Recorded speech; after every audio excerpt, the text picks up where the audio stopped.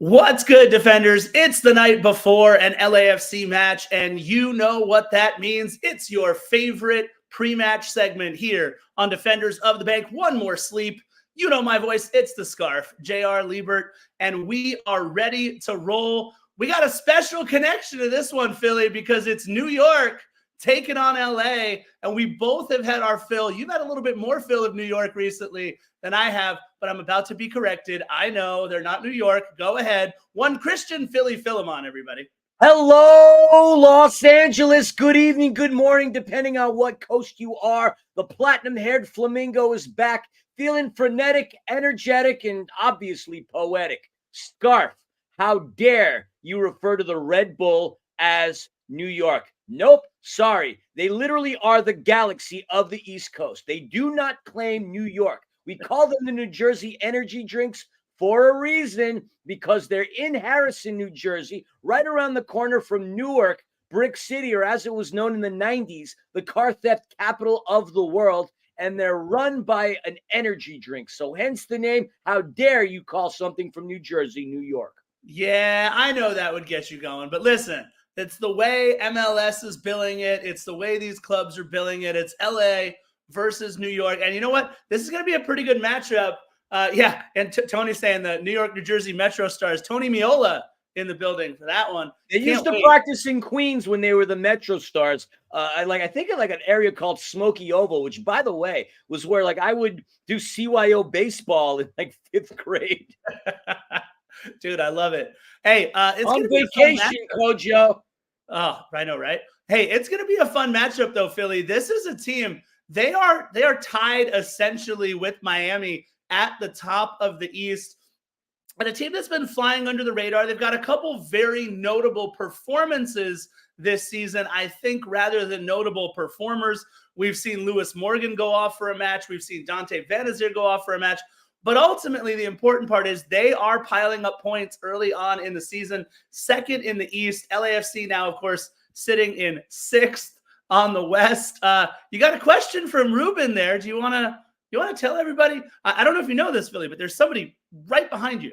No, I don't believe that at all. There's nobody here with a camera filming anything. If you must know, we're being filmed by Canal Plus. If you don't know who Canal Plus is, there's a Google option, an awesome, massive network. We're here with our good friend Remy, who we got to meet through Angel City and the Angel City Chicks, Amanda the Panda and Nina Kiefer. So he's coming out to hang out with Philly and the Scarf because we're crazy and we know a lot about LAFC. And quite frankly, I would say we are among the most entertaining damn podcasters in Major League Soccer. I will die on that hill.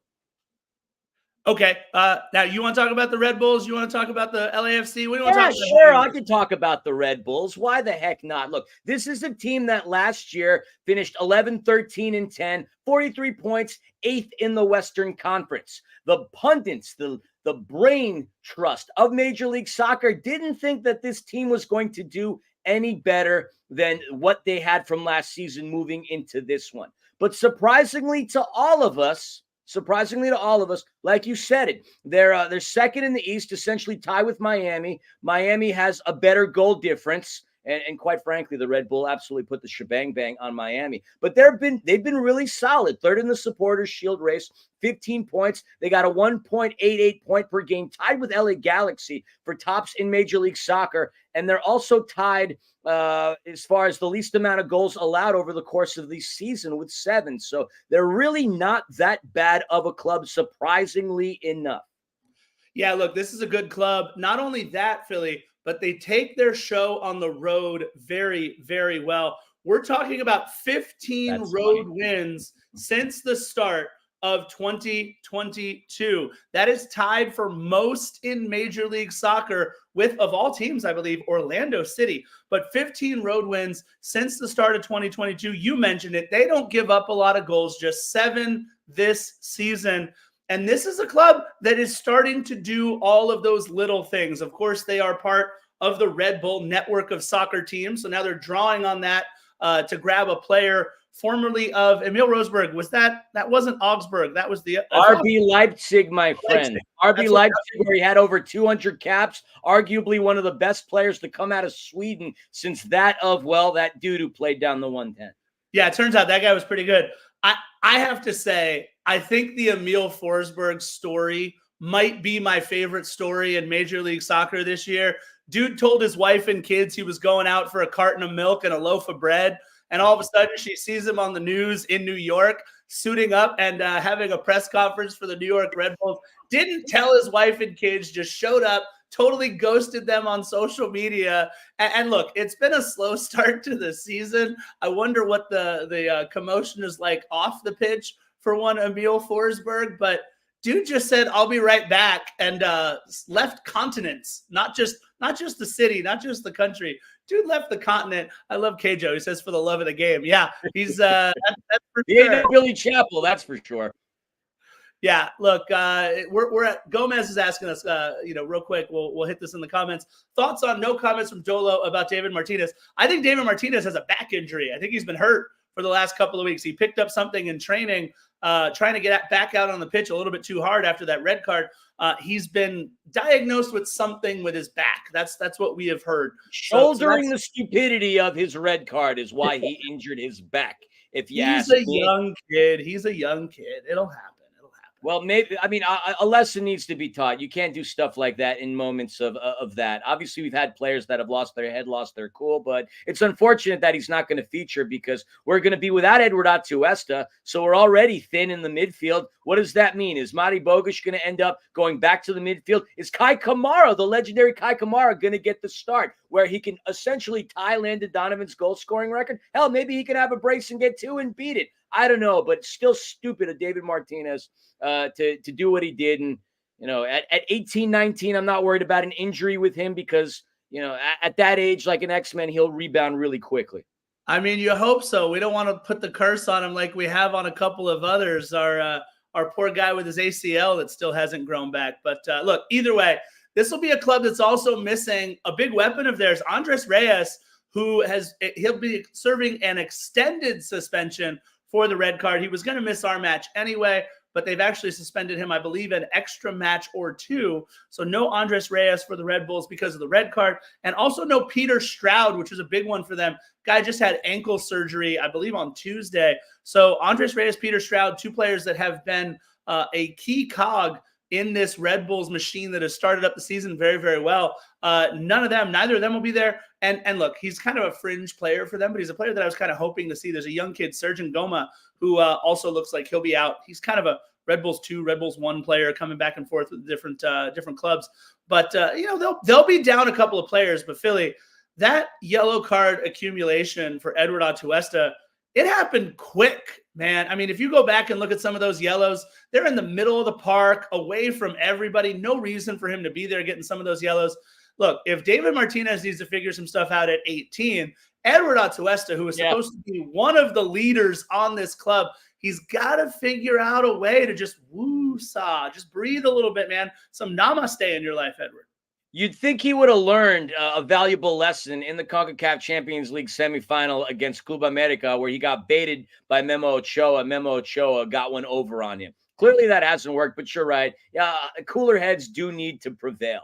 As far as our history with this club, there really isn't a lot of history between us and the New Jersey Energy Drinks. We played each other on 3 occasions. LAFC's won the last 2. The only time we lost to them was August 5th, 2018, a game in which we lost on the road in Harrison, New Jersey at Red Bull Arena, which, by the way, is a very nice facility. The only problem with that place is it fits over 20,000, and I think they bring in 8, maybe 13. Hell, they had 10,000 for a playoff game, which is abysmal. But if you can recall that game, we were annihilated by a player by the name of Royer the Destroyer, who scored in the 39th and the 80th minute to usurp Diego Rossi's 53rd minute goal. And that's the only time we lost to them, 2018. We played them a year later, beat them 4-2 at home, and then we played them back in 2022 where we beat them 2-0. It's been a long, long time since we played against them, and we have a little tie-in with them in the sense that Aaron Long, our defender, Aaron Long, once played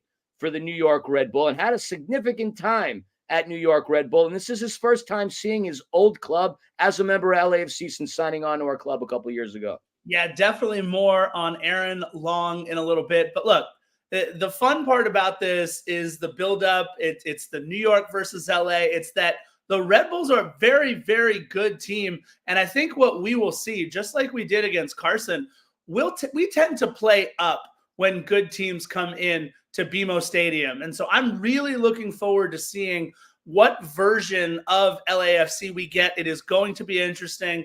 Philly, I guess we can talk about the lineup a little bit before we get into our keys to the match, our players to watch, and of course, our score predictions. You hit the nail on the head, though. The biggest storyline for LAFC going into it, it's not the David Martinez injury. It's Edward Atuesta serving this yellow card suspension. I do believe, like you just said, I believe Matty Bogusz slots back into the midfield on either side of Ilie Sanchez with Timothy Tillman, who is our best player so far this season, which means it will be Denis Bouanga and Kike Oliveira flanking the old man in the middle. I think he's going to turn back the clock. He just needs to be as good once as he ever was. And I think Kai Kamara is going to put on a vintage performance in black and gold at BMO Stadium in front of the 3252, the 22,000, and the chorus of the black and gold faithful will be singing Kai Kamara's praises by about the 75th minute after he bags his brace and we're up 2-0. I can't wait to see a Kai Kamara party. I love it. I firmly believe in the laws of attraction. If you think it and believe it, it could happen. And look, he got really close against Portland. He was knocking on that door. So to come from a game in which he got a couple of minutes and then a couple more minutes, almost a goal, that's not a bad bet to make that he gets himself a brace. And how sweet it would be for him to not only tie a member of the LA Galaxy in that Landon Donovan, but then to pass him as the #2 all-time scorer. Could you imagine if all of a sudden he turns back the clock on Father Time and starts to make a run for Chris Wondolowski's record? One can hope at the very least, but I absolutely love the idea of Kai Kamara coming in and scoring a brace in front of the 22,053 fans, however many BMO Stadium fills, and of course the millions and millions of players out there, defenders of the bank, listeners. That could be a good one. And we just want to answer Roberto's comment real quick. He asked, has Angel played? He's talking about Tomas Angel. Yes, he has. For LAFC too. Yeah, he hasn't done a whole lot for LAFC yet. I did get a chance to go see Tomas Angel made the start. Eddie Segura made the start. Eric Duenas made the start. And, of course, Nate the Great, the wonder kid, Nathan Ordaz, made the start and looked fantastic out there. Tomas Angel did not look so great. Look, it's one of those things where I think he's still getting his sea legs under him in terms of playing this system, playing with LAFC. Obviously, his dad, Juan Pablo Angel, told him an awful lot and taught him an awful lot about what it's like to play in this system and play under a coach like Steve Cherundolo, Angel, an MLS legend. But that being said, I don't know. For some reason, I don't have a lot of faith and trust in Tomas Angel right now. Again, much rather have David Martinez out there, but we don't. Anyways, I digress. There's a couple of players that we've signed on recently that I don't have a lot of trust in. Angel being one of them, and I'm telling you, we'll get over it, but Omar Campos still makes me nervous. And obviously, he makes Steve Cherundolo nervous because we haven't seen him in the starting lineup for quite some time. I will say, though, Philly, you and I both agreed on this. Omar Campos put in a very good shift at the end of that last match. He looked very good. So we'll see what happens with Omar Campos. You and I both agree that it absolutely should be Sergio Palencia starting over Omar Campos right now. But Campos did, in my opinion, put his best shift in quite a while in that last match. So let's get into our players to watch. Philly, you ready to roll with this one? Let's go to the videotape. Let's do it. Let's get to Scarf's first. Look at you, the deadbeat midfielder. That's your player to watch? You just wanted to rip into him because he's a jerk and left his wife and kids in Leipzig. I would say I don't blame him for leaving East Germany and moving to New York City. But, Emil, what's your problem? Take your family with you, at the very least the kids. I'm actually looking forward to seeing this guy play. He was supposed to come in guns a-blazing. I believe he has 1 goal and 1 assist on the season so far, but hasn't quite made the impact that I think Red Bulls were hoping he would early on. Again, he's got a lot going on off the pitch, so maybe clearly his mom... You can't say he's coming with baggage because he left it in Germany. Yeah, we'll see what happens, but I think he's a player who, look, I'm excited to watch. I mean, you mentioned it. He played with Leipzig for forever. Very, very, very good player. But he hasn't been there yet for the Red Bulls enough. I think, look, these type of players tend to show up well when they have the sights of LAFC in their set, or when they have their sights set on LAFC. That's the one. There we go. We always tend to get teams' best shots. We always tend to get players' best shots, and I think we will with Emil Forsberg. He is definitely a player that I want to see do well in this league, because a player like that comes over, does well, tells other players of that caliber, and MLS gets better. That being said, hope he doesn't do too well. No, I just think of him, right? How excited he is to play for what he perceives the New York Red Bull, and for him to land in Newark, New Jersey, and see that beautiful skyline that is Manhattan, only to get into a car and go further and further away from it through a stack of industrial buildings, past the car theft capital of the world, and that of Newark. No disrespect to Newark. It gave us the likes of Alexis Guerrero's and Redman. Much love. Awesome soccer culture there, by the way. But I'm just wondering if he's enjoying his time in Harrison. I can't imagine he lives in Harrison. Hoboken's quite nice, but I just laugh at his concept of, I don't know, karma has a tendency to bite somebody in the ass, so I hope it bites him in the ass. Look, Aaron Long, we mentioned him in the lead up to our players to watch. The former Red Bull gave, what was it? Since 2013, I believe Aaron Long has been in the Red Bull program. He's a player who, because of his exploits with New York Red Bulls, he got onto the U.S. national team. He's gotten a lot of opportunities because of how well he played with Red Bulls. And look, he hasn't had the run of form with LAFC that he would have liked to, I think, so far. Usurped in the starting lineup by Jesus Murillo alongside of Giorgio Chiellini for the majority of Chiellini's time here. So he's kind of played third fiddle up until this season. And look, Aaron Long has been perfectly fine. I don't think Aaron Long has been great. I don't think he has been bad. I think he is what you want out of a center back so far this season, and that's relatively anonymous. Aaron Long has been doing a lot of the things that we would like Aaron Long to be doing, and we don't notice him game in and game out. Now, what that also means is that he's clearly not playing to the level of a Giorgio Chiellini, because, I don't know, he's not Giorgio flipping Chiellini. But that being said, also not a fair comparison. I completely agree. Not a fair comparison, but they do play the same position, and they could play right next to each other if Giorgio came out of retirement, but that's not going to happen as much as I want it to. I just think the Aaron Long story and the Emil Forsberg story are the two most interesting stories going into this match. So that's why I have Emil Forsberg and Aaron Long. No, I like it. So what you're saying is, if Aaron Long hasn't been great, he hasn't been bad. If we were relating him to something like, I don't know, the Kama Sutra, then he'd be a missionary, right? All right. It's after dark, defenders. It's after 11 o'clock. Shoot, I had to throw in some kind of adult content on there. And for you young ones, don't bother looking up the Kama Sutra. At least parents put on the parental controls there. I like it. As far as my players to watch, Scarf, my player to watch for the New Jersey energy drinks has something in common with Chicho Arango. He has something in common with Christian Benteke. He has something in common with Dejan Joveljic and Louis the I'm going to bite you Suarez. I don't even know why I said Louis the I'm going to bite you Suarez. And that is 6 goals.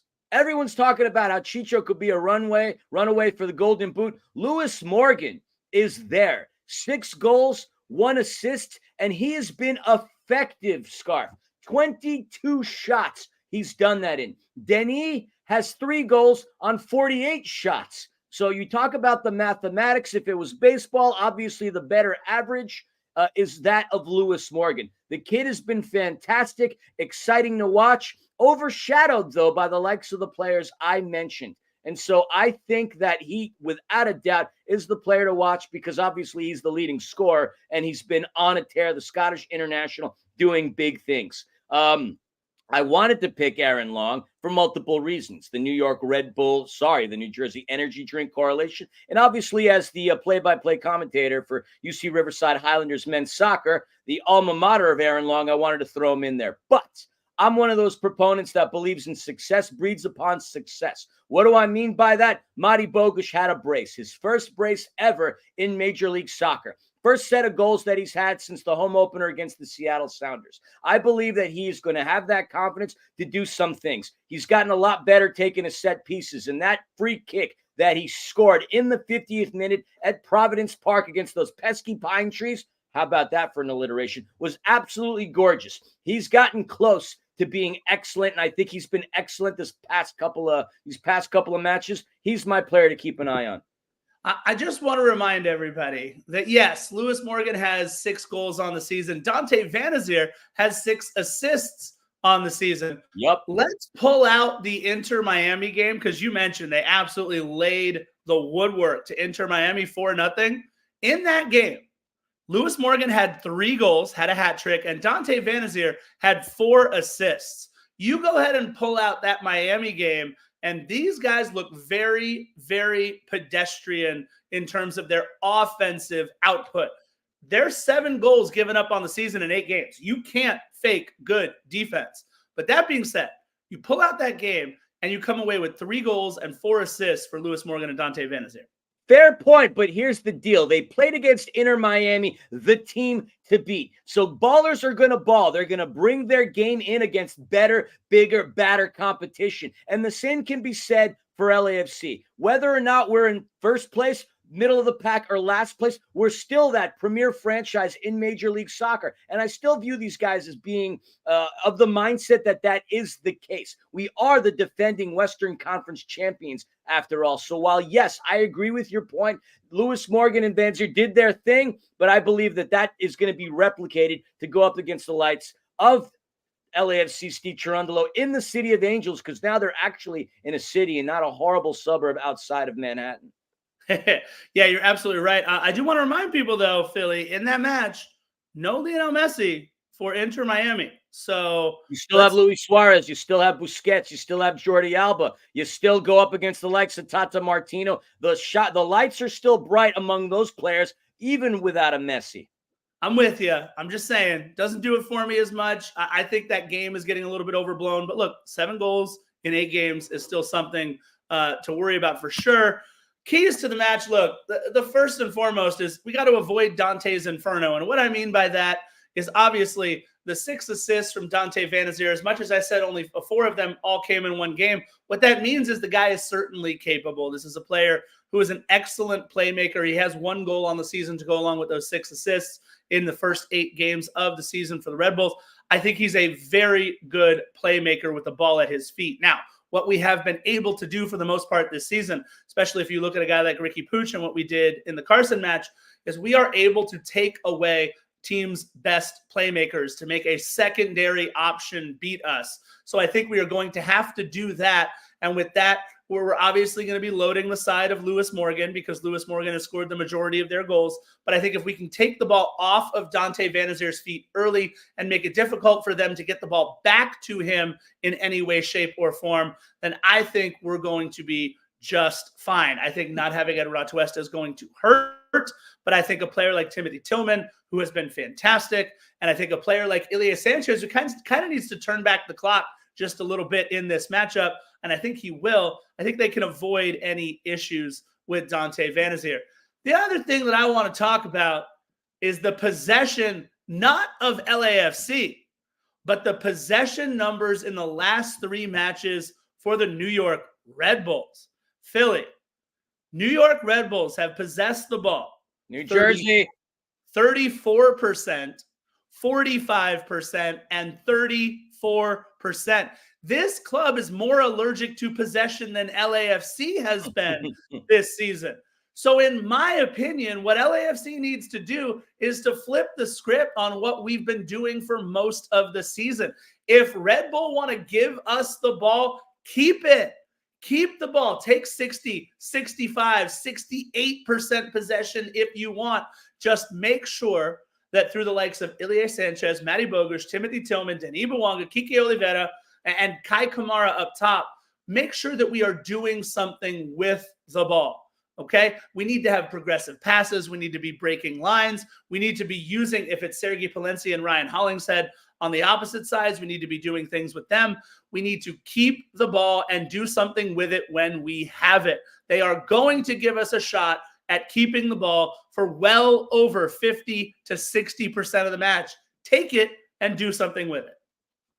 Such a rudimentary key to the game, yet you wrapped it up in so much intelligence and precision that I'm quite impressed. Quite impressed. Not Thank gonna you, good lie. sir. Let's get to yours. Let's do it. You got one. Yeah, well, actually, it's one wrapped up in it too. It's I like be it. patient and clinical. It's very simple, just like your comment of take the ball and keep it. Look, the Red Bulls, and humor me, you never refer to the Galaxy as LA. So do me a solid, the resident New Yorker in the room. Never refer to the Red Bull as New York. Call them New Jersey, please. That would make me Sounds feel good. better. Just saying. The Red Bulls are really good defensively, like you said, only allowing 7 goals over the course of 8 matches, which, as we said, tied for lowest in Major League Soccer. So, our opportunities are going to come, though, against this side. But being patient is very important. Denis has been gung-ho and focused on smashing goal after goal, but in his mind, and I know this because you asked him the question in the last press conference, he is a little bit more focused on the goal celebration as opposed to the goal itself. He's eager. I get it. The opportunities have been there. He's creating them. He leads the league in so many statistical categories, but the one where we do need him to actually lead in is goals scored. So if he could be calm, let the play develop, focus on the scoring rather than the celebration, I think we're going to be okay. Coronel is a great keeper for New Jersey, but LAFC is going to get a lot of chances, and they're going to have to capitalize. I talked about how efficient Lewis Morgan has been with his 6 goals on 22 shots. Then he's got nearly 3 goals on 50. He needs to be better around the box. And that being said, if he can be calm, patient, and be clinical, and he is the bulk of our offense to go along with Timothy Tillman and now Matty Bogusz. That's 9 goals between those 3. I think we stand a pretty good shot against New Jersey. Yeah, you mentioned, by the way, a player who I just picked both keepers last time, so I didn't want to do it for this match. I didn't want to pick a keeper again, but I want to remind everybody that, again, another product of the Red Bull series of teams that they all own, playing a little bit of time with Red Bull Salzburg, and then coming over to the New Jersey, Red Bulls. That's for you, Philly. I do want to remind everybody that Carlos Coronel is a very, very good keeper. He has 36 clean sheets for the Red Bulls over the course of his, 135 or so appearances. So a very, very good keeper for them. And we already mentioned the lack of goals that they give up for sure. I believe the most he's given up in a match this season, he gave up 3 to Columbus, and that's a very, very good Columbus team. But other than that, it's been either none or one in every match this season. So Carlos Coronel could be a player that makes life a little tough for us. But let's see, Philly, if you and I both think that Carlos Coronel is going to have himself a game. My answer emphatically is absolutely not. And if you have followed my score predictions for the last several matches, what I have decided I am going to do, damn it, is keep picking 3-1 until we make it happen. It should have been 3-1. Denis Bouanga should have put us up 3-1 against Carson, and then I wouldn't have to pick the 3-1 scoreline. But that being said, the idea is I actually do think that we are going to score 3 goals against Carlos Coronel for the second time this season. Crew did it 3-0. We're going to do it 3-1 because, look, I just think that Emil Forsberg, Frankie Amaya, who we're not really talking about, he's about to make his 100th MLS start, the kid out of UCLA, who was the former, I think, number 1 overall pick in the MLS Super Draft. He's a very talented player. They've got talent on that club, and it wouldn't surprise me if we give up one late. We've had our fair share of kind of silly goals. But that being said, I really do think that 3-1 will be the scoreline in this, and I'm gonna keep predicting it, damn it, until I get it right.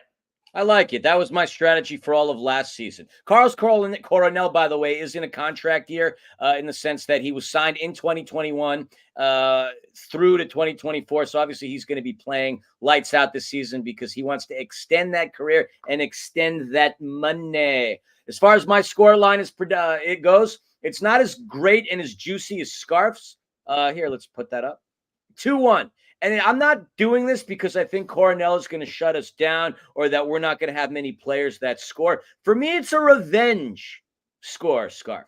Because the only time we lost to this club was 2018, courtesy again of 2 goals by Royer the Destroyer. I think it comes back a full 180 and we go out and we whoop on them 2-1. And hell, why the heck not? You said it earlier. Kai Kamara with the brace. Let's go. Let's will it into existence. The Sierra Leone legend, having come back to California, an amazing collegiate career, by the way, at Cal State Dominguez Hills. And he worked for the LA Galaxy as a kid at 17, 16. I just learned that today, courtesy of our good friend Remy from Canal Plus, who's back behind me filming, for those of you wondering. That's what's going to happen. 2-1, the revenge victory, and we're going to go and continue to rock and roll. We've only allowed, 2 goals at home this season? I probably should have picked a clean sheet for Hugo Lloris, but I'm a fairly competitive man and reasonable. So 2-1, that's my line.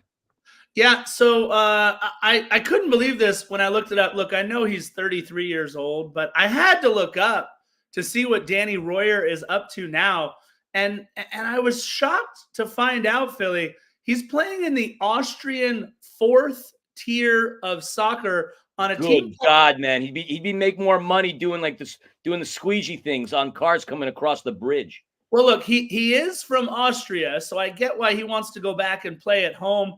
He's playing for a team called Schladming. I don't Watch your mouth, Scarf. I don't have the Austrian 4th division package on my ESPN cable subscription that I've got, so I don't get to watch a lot of Schladming. But man, a guy like Royer the Destroyer playing in the 4th division for Austria after doing what he did. Philly, can we touch on the last little small piece before we wave goodbye to everybody here on One More Sleep? We just want to give a quick shout out to all of our friends in the 42 Originals, because I hear that tomorrow is some sort of day of significance on the calendar for the 42s and for everybody else out there. So I just wanted to remind everybody that while you are at Christmas Tree Lane, to stop by to see our good friends over at the 42s. There's the QR code for our merch. Stop by and hang out with our good friends. Everybody over at the 42s are like the nicest people ever. And they actually get nicer and nicer as the tailgate progresses too. So if you're going to enjoy yourself at the tailgate, make sure you stop by to Keaton and everybody else over at the 42s. Scarf, are you going to partake? I am not, unfortunately. I am not. I would die if I ever saw. You know what? We can't mention this. We're family friendly. I know it's after hours, but I would die if I ever saw you doing that, and not in like a bad way. And like I would be like, "Oh my God, I have to document that." Yeah, no. Unfortunately, Scarf will not be doing any of whatever they do. I don't know what they do over there at the 42 Originals tent. I've never been in. I don't know. I couldn't tell you. But they relax and enjoy themselves and have a darn good time. Never a bad time to be had with the 42 Originals. No, there's never a bad time with the 42s. Philly's got 2-1. Oh, I pointed in the right direction too. Look at that. Philly's got a QR code. Scan it. We got merch. Pretty cool merch. I've got 3-1. Philly's got 2-1. That's our QR code for merch. Head on over to defendersofthebank.com and click on the shop button up at the top. And we've got all kinds of cool merch, you guys. It's going to be a lot of fun. Possible 3, Roberto, you're young. What are we talking about here? Well, I mean, he's only 2 years younger than I am. He's not that young. He's only 4 years younger than you. You're fine. All right. Done. I've got 3-1. Philly's got 2-1. Don't forget, like, subscribe, do all the cool things. And thank you all for, again, joining us on One More Sleep. Bye. Bye.